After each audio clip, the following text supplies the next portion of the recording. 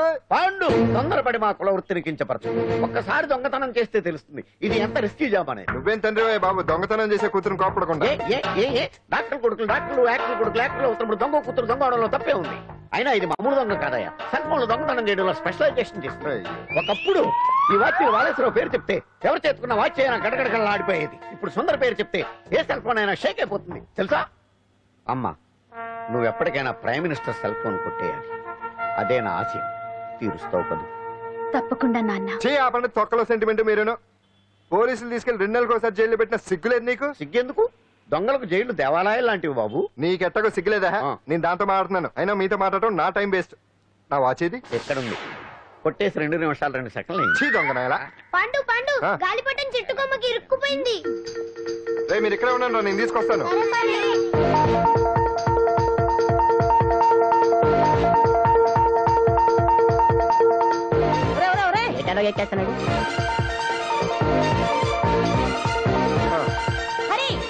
ఇంట్లో పని చేయకుండా ఏం చేస్తావు అక్కడ? టైం 5 అవుతుంది. 5 అయిందా? అమ్మో పట్టుకోరా.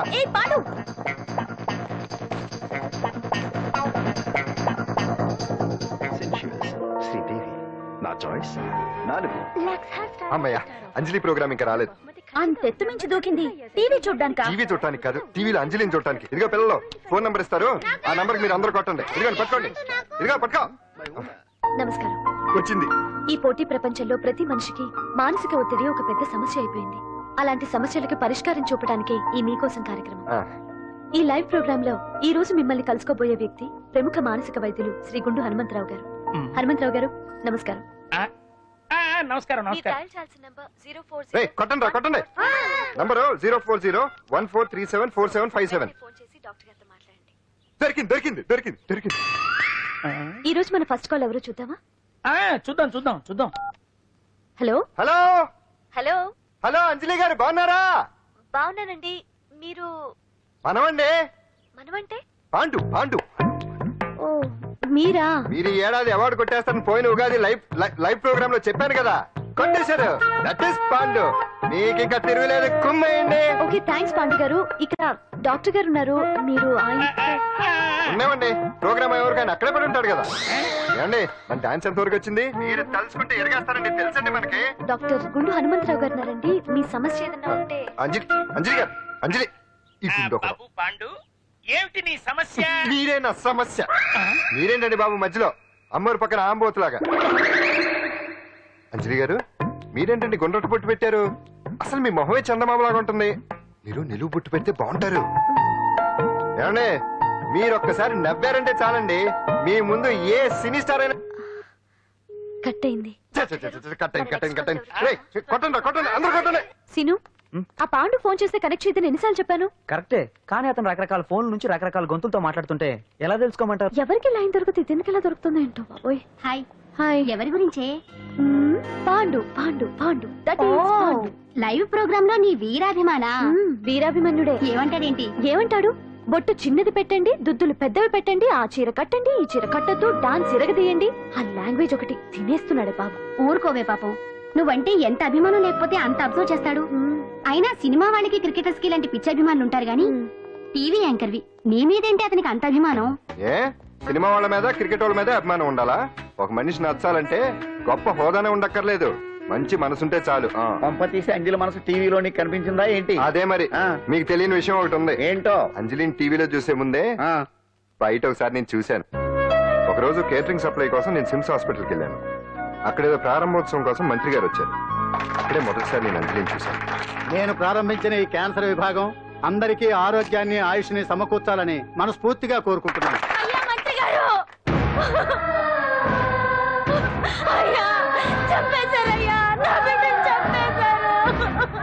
ఏం జరిగిందమ్మా? నా బిడ్డ గుండె ఆపరేషన్ ఉచితంగా చేస్తారని మీ గవర్నమెంట్ వాళ్ళు ఎడకి తీసుకురమ్మని చెప్పారయ్యా. తీసుకొచ్చాక ఆపరేషన్ రేపు చేస్తాం మాపు చేస్తామని నెలలు తరబడి తిప్పుకొని చివరికి ఆపరేషన్ చేయకుండానే నా బిడ్డను చంపేశారయ్యా. ఊపిరిపోతారనుకున్నాం గానీ ఇలా ప్రాణం తీస్తారనుకోలేదయ్యా. చేసిన ఆపరేషన్స్ కే ప్రభుత్వం నుంచి గ్రాంట్ రిలీజ్ కాలేదు సార్. ఫండ్స్ లేవు, అందుకే వాయిదా వేయాల్సి వచ్చింది. ఈ రోజు ఆ బిడ్డకి పట్టే గట్టే రేపు మా బిడ్డలకు కూడా పట్టొచ్చయ్యా.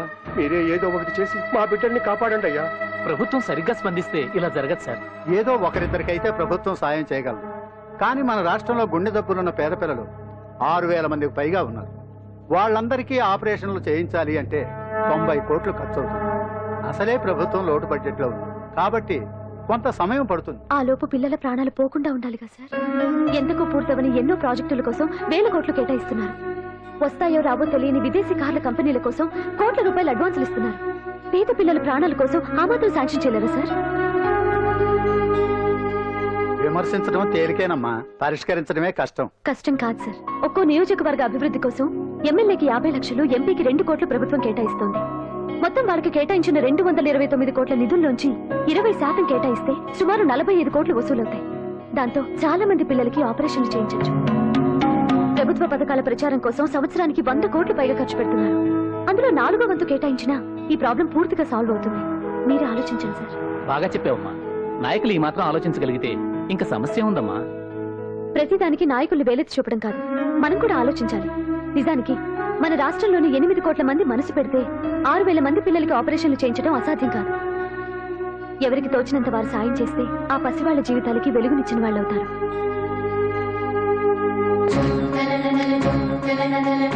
ఇదిగోండి సార్ చెక్. ఇప్పటి వరకు నేను సంపాదించిందంతా ఈ పిల్లల కోసం విరాళంగా ఇస్తున్నాను.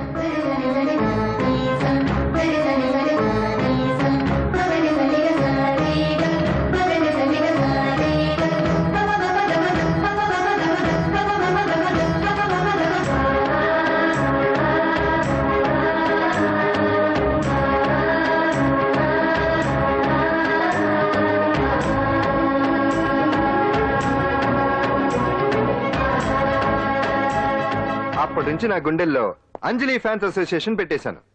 ఆ తర్వాత అంజలి ఎప్పుడు టీవీలో కనిపించినా ఇక్కడేదో అయిపోతా ఉంటుంది. ఆహా, అక్కడేదో అయిపోతుందా? ఇప్పుడు అర్థమైందిరా. ఇన్నాళ్ళు పెళ్లి చేసుకో అంటే వినిపించుకోంది ఆ టీవీలో పిల్ల మీద మనసు పడా. అది సరేగాని బామ్మ, ఆ రోజుల్లో నీకు ఏ హీరో అంటే ఇష్టం? ఎందుకురా చెప్పు. ఇంకెవరు? ఎన్టీవాడే. ఆ రోజుల్లో ఎంత అందంగా ఉండేవాడో కాదు. అంటే ఆ రోజుల్లో నువ్వు ఎన్టీఆర్ మీద మనసు పడ్డావు అనమాట. చిచి, అవే మాటలరా, అది అభిమానం. ఇది అదే అమ్మాయి మంచితనానికి గొప్పతనానికి మనం వేరే ఫ్యాన్స్. పండు అంతేనా? అంతే. నిజంగా అంతే? అంతే.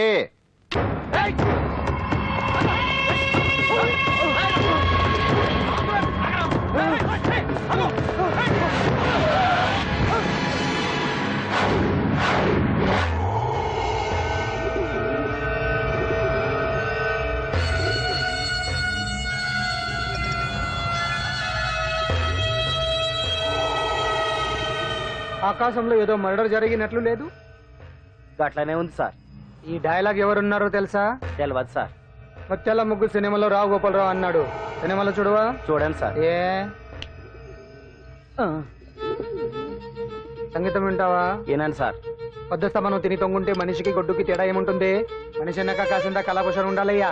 ఇది ఎవరున్నారో తెలుసా? తెలియదు సార్. ఇది ఆయనే. నన్ను చూడు. పెయింటింగ్ అంటే ప్రాణం, సంగీతం అంటే సరదా. తీసుకొచ్చినామనా తలగాడు దొరకకుంటున్నానా?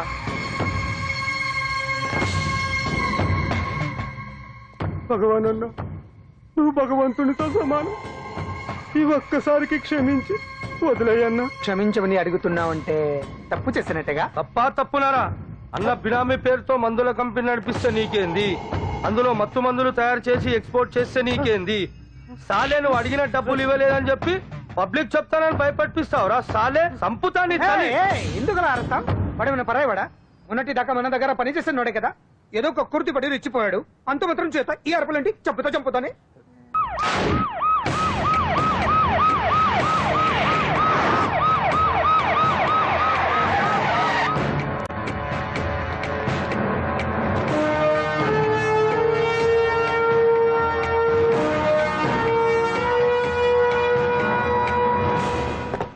సాలరీలో కొట్టి సాలరీలో తీసుకోవడం కాదయ్యా.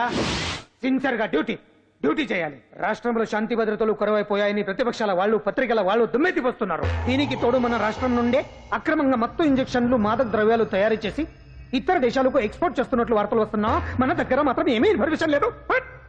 ఇలా law and order out of order లో పోతుంటే హోమ్ మినిస్టర్ గా మీరేం చేస్తున్నారు భగవాన్ గారు అని సీఎం గారు నాకు ఆక్సిజన్ లభిస్తున్నారు. మీరేం చేస్తారో నాకు తెలియదు. మీ పవర్ తో పరిస్థితిని వెంటనే కంట్రోల్ చేయకపోతే హోమ్ మినిస్టర్ గా నా పవర్ మీ మీద ఉపయోగించాల్సి వస్తుంది. అర్థమైందా?